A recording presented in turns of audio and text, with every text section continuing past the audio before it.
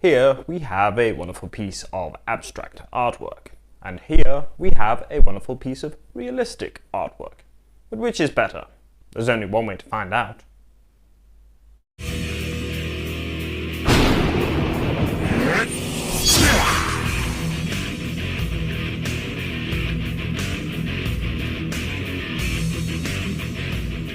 How you doing, guys? Big Mate Dance School here again today, back once again with another episode of Warhammer Thoughty. And just in case you didn't gather from the intro there, this is the much anticipated video that I mentioned in a Sigmar Saturday live stream a couple of weeks ago. I bet, the people who watched that live stream, I bet they've been waiting, with bated breath for me to get this video out. But I got distracted the next day, did a different topic, and the following weekend I did a different topic. But this week's topic, as you may have gathered from the intro, is abstract versus realism, but not in artwork, in wargaming. Of course it's in wargaming. So, with wargaming, you've got to have a certain amount of abstractism to make the game run smoothly, and that's what I'm going to be talking about basically. So the idea of realism in wargaming, you have to limit it so the game doesn't drag on. Let's talk about me. Now, if I'm a Space Marine and I'm walking down the street, as you do, I walk past a wall, and on the other side of the wall there's someone trying to shoot me in the distance. So then there's the wall and the power armor before they get to my actual body. So with that, if we switch that back to the tabletop, let's put a Space Marine on one side of the wall and someone trying to shoot him on the other side of the wall. So they roll to wound, they get a wound, but then the Space Marine gets a saving throw.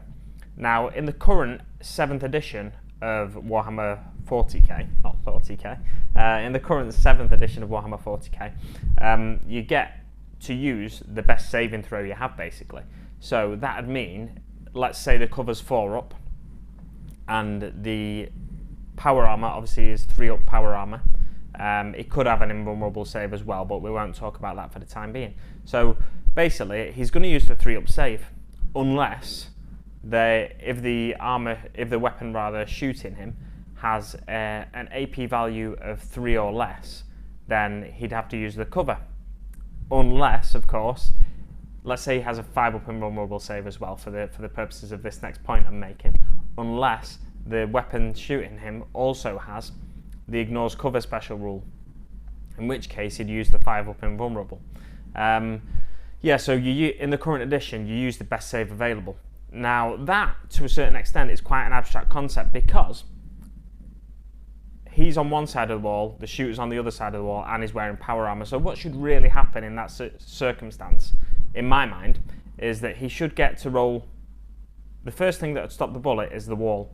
So he should get to roll a saving throw for the wall. So he should get to roll a 4 up save. And then the next thing that would stop the bullet is the standard power armor. So we should get to roll a 3 up save. And then, depending on how this invulnerable save on the armor works, why he's got the invulnerable save, it's an iron halo, let's say. Now I don't know, let's say it's an energy field, right? Because I don't know how iron halos work, or how they're supposed to work in the fluff. So let's say it's an energy field. So what should stop the bullet after the wall is the energy field. And then after that it'd be the power armor. So we should get to roll 3 saving throws, really. But the problem with that is it slows the game down too much. You can also take into account things like lookout sirs, which means you get to make a roll, and on a 4 up, if it's a character that's being shot on a 4 up, one of the other members that is members of the squad that he's attached to, they can then jump in the way of that bullet and then take their saving throws. I've seen on the Long War, they do a lot of battle reports, and Kenny Boucher especially uses a lot of Death Stars. In the current way 40k works, that's what a lot of tournament players, I think, do. I mean, I don't go to tournaments, so I'm not sure, but I think that's what a lot of tournament players do. I've seen people talking about it online. And what that is, you basically spread out the wounds to other members of the squad by using lookout sirs, and it means the person whose turn it is, who is the person with the shooting unit, they're rolling far fewer dice and actually spending less time doing things this turn than the person making the saving throws, because you can make a lookout, sir, you might fail it, then you'd make, if this was the case where you'd roll dice for each saving throw, then you make your cover save, then you make your invulnerable save, then you make your power armor save. Obviously that's not actually the case. So what is the case now is you use the best saving throw, like I said. Now, interestingly, in the new edition of 40k, which some people call it 8th, I'll just call it the new edition. I'll probably call it 8th. I'll refer to it as various things throughout this video, no doubt. So in the new edition of 40k, they're sort of scrapping the idea of cover saves in the way they work at the minute, and the way they're going to work from now on. Unless I've imagined this, the way they're going to work from now on is basically so if you're behind cover, you're going to get a modifier to your save. So that means the guy on the other side of the street with the gun, he's shooting the Space Marine. The bullet has to either go past the wall or go through the wall and then hit the Space Marine on the other side. So the Space Marine is going to get a 3-up armor save. The wall will increase that armor save, basically, or the saving throw. So the wall will then make that, for argument's sake, I don't know any actual mechanics in the game at the minute because the game's not out yet, but for argument's sake, that's going to modify that saving throw by 1. So effectively he gets a 2-up saving throw. So that means he's not very likely to, he's got a 1 in 6 chance of failing that save. The way armor penetration is going to work, though, in the new edition, is that's going to modify saving throws. So basically, the way the AP values work in the current edition is if your weapon has an AP value of 3, it affects anything with an armor save of 3 or worse. So 3 up, 4 up, 5 up, 6 up. And that means you don't get to make your armor save. So with an AP value of 3, a Space Marine wouldn't get to make their armor save. So now in the new edition, the way that's going to work is a weapon has a rend or an armor modifier value. So if something has, the weapon shooting has an armor modifier value of -1, that means a Space Marine then has to make a 4-up armor save or a 4-up saving throw instead of his standard 3-up saving throw. So let's say this has got an armor value, an armor modifier value, the weapon has got an armor modifier value of -1. So it goes through the wall and then it goes to the Space Marine, but it goes through the wall, which gives the Space Marine a +1 to his saving throw. So then basically that negates the armor modifier value, and then the Space Marine gets his standard 3-up save. If it's got an armor modifier value of -3, let's say, goes through the wall, it becomes -2 because of the wall, rather than -3 because the wall gives it a +2, and then it hits the Space Marine on the other side, so a +1 rather, it hits the Space Marine on the other side, and then it modifies his armor value by 2 in the end, so he has to make a 5-up saving throw. Okay, so that's quite an abstract concept, but in the new edition it's slightly more realistic is what I'd say. Now it'd be more realistic in my mind if you had to make every saving throw, but for gaming purposes it's a lot easier to just make one roll of the dice, otherwise the game's just going to drag out all evening. If you start it in the morning, you might be playing till 5, 6, 7 o'clock in the evening if it worked that way. That's why in gaming you have to have a certain amount of abstract concepts attached to the game in order to make it easier to play and make the game run more smoothly. Let's move on now to template weapons, and in particular flamers and stuff like that, stuff that use the flamer template. Now in 7th edition, flamer templates existed. In 8th edition, they're not going to exist. So what are they going to do instead in 8th edition? In 8th edition, they're going to be flamer weapons or weapons that previously used the template will roll a d6, and you'll wound, or you'll hit rather, that many targets, or that many, you'll cause that many hits on a squad. So that means you can cause 3 hits on a squad of 2 models. which is, it's better than the current edition, because the previous edition, what you did, you got your template, you held it above the unit you were aiming for. You weren't allowed to, you also weren't allowed to hit any of your own models, cover any of your own models with that template. So that made it quite restrictive to have flamers in the middle of a squad, where now in the new edition, there's no template, so you just roll in to see how many you hit in the squad, how many hits you cause in the squad you're aiming for. That means that you can shoot through your own guys with a flamer now to hit a squad, and it's, in some ways it's going to make flamers more effective. I think overall it will give flamers a slight buff, because you're still causing a large amount of hits potentially. You might roll a 1 on the dice, you might only get 1 hit on a squad of 15 guys, where previously you might have covered 10 guys in that squad with the flamer. I mean, that's a rare occasion, but you know. Anyway, so yeah, the problem with the flamer template as well, is that I'm the guy with the flamer template. I hold it above the squad I'm aiming for, and I say, oh, there's 7 models under the template there. My opponent comes up and he's like, no, I don't think that one's under, and I don't think that one's under. There's only 5 models under there. So again, that creates tension in the game. This is why you have to have these abstract concepts. If I'm having a game against an opponent I've not played before, I want as little tension as possible. I might not know the person I'm playing if I'm playing in a tournament or something like that. You hear stories in tournaments of, you know, someone's opponent calling over a judge to, you know, make a ruling on something. You know, that just creates tension between 2 players. The new edition, you roll a d6, it gives you a number. You both know what that number is. It's, you know, if you hit 5 guys or if you hit 1 guy, it's going to be bad for one side, good for the other side. You know, it helps basically alleviate any tension that would have been caused by the use of the flamer templates. Now, let's talk about realism again. So, in realistic terms, if I've got a flamer weapon, and I've got 5 guys to hit around 10 feet away from me, I'm going to pull the trigger on that flamer weapon, and I'm not just going to aim it at the 2 guys that it hits first. I'm going to sweep it across like that, aren't I? So, with the template, what you do, you cover it like that, and you hit whatever you cover. You don't get to move it around like that. So let's say the guys I'm facing, they're all in a straight line like that, and I'm stood like perpendicular to them. I'm stood basically facing them. If I've got the 5 guys there, I'm going to turn across like that. And what rolling a dice does, rather than holding the template does, rolling a dice enables you to hit them 5 guys, all 5 guys, where before you might have hit 2, maybe 3 of them, where you can hit 5 guys now, so that makes it more realistic.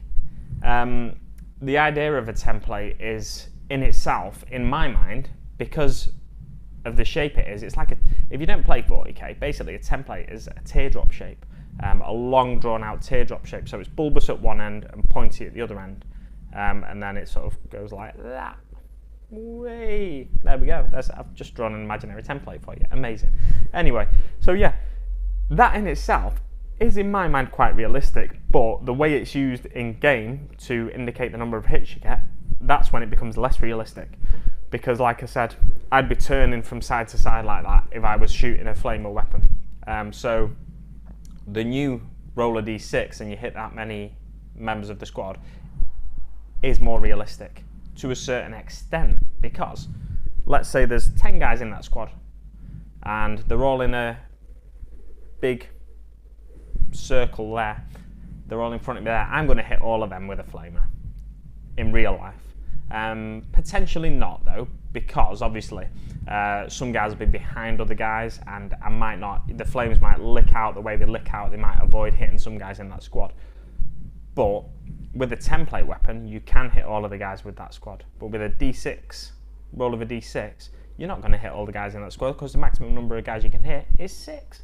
So, you know, but I'd say the new way for flamers is slightly better, if in some ways less realistic. But again, they have to have this abstract mechanic so that there's less tension between players and the game runs more smoothly. Now, the final little section I want to talk about in this video is wound selection. And in both current edition 40k, 7th edition, and the new edition, it's quite an abstract concept the way room selection works.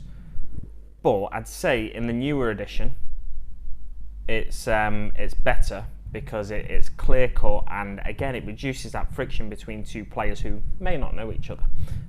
So in the current edition, the way room selection works is the nearest models are the ones that are wounded first. Now there are things that are gonna that can modify this, like I mentioned earlier, with a lookout sir roll. If one of your characters is the closest model in a unit to the unit that's shooting at them, then you can make a lookout sir roll and protect that character from dying. But we're going to sort of skirt around that. We're going to assume there's no characters in the unit. Now, let's say there's a squad of striking scorpions, and they're shooting their pistols at a squad of Space Marines. Now, the squad of Space Marines have a melter up front because he just moved up to the front to try and take out a tank. The first model that's going to get hit with these, let's say, 5 striking scorpions, with these 5 shuriken pistols, the first model that's going to get hit is that melter guy. You don't want that melter guy to die, though, so you know that's kind of unfortunate. Now in the new edition, what happens is the controlling player, so the player who controls the unit that's being shot at, they choose. Again, unless I'm getting mixed up with rules in Age of Sigmar, I think I've seen this. They choose the models that get wounded. So basically, you're going to keep your special weapons guys, or your guys that are going to be most effective in the next turn. You're going to keep them alive as long as possible. So your melter guy, he's just shot at a tank, but he didn't do any damage to it, unfortunately. So you want to keep him around for the next turn in order to do a bit of damage. So you're going to leave him on the battlefield and take away maybe a bolter guy, something like that. Now in the current edition of 40k, the reason some tension can be created between players is that it's not always clear who the closest model to the firing unit is. Let's say there's a bolter guy stood next to that melter guy, and you can't decide between the person shooting thinks the melter guy's closest to his unit, so he wants that melter guy off the table. Even if he doesn't think that, he might say, "Oh, I think that melter guy's a bit closer," and you can measure it out sometimes, and it's not always clear. That's the advantage, I suppose, in this. You can measure it out, and most of the time it becomes clear, but sometimes it's still not quite clear. There might be 1/16 of an inch in it, and it's just not quite clear. You might have to bend the tape measure around some terrain or something like that, and it makes it less clear which guy's actually closest. So in the new edition of 40k, the tension is going to be not there, because the controlling player, like I said, gets to pick out whichever models he wants to pick out, and there's the rule. It's hard and fast. It's nice and simple. There's no tension then created between the players. Now, bringing it back into what's more realistic. Well, with shooting, it's difficult to say what is realistic, but what I would suggest would be more realistic is if basically the nearest model to each shooting model was each firing model was removed, or was received a wound.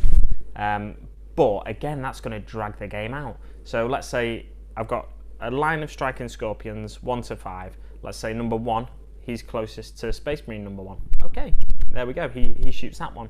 Number 2 is closest to Space Marine number 1 as well, so he shoots that one. Number 3 is closest to Space Marine number 2. He shoots that one. Number 4 is closest to Space Marine number 3, shoots that one. Number 5 is closest to Space Marine number 4, shoots that one.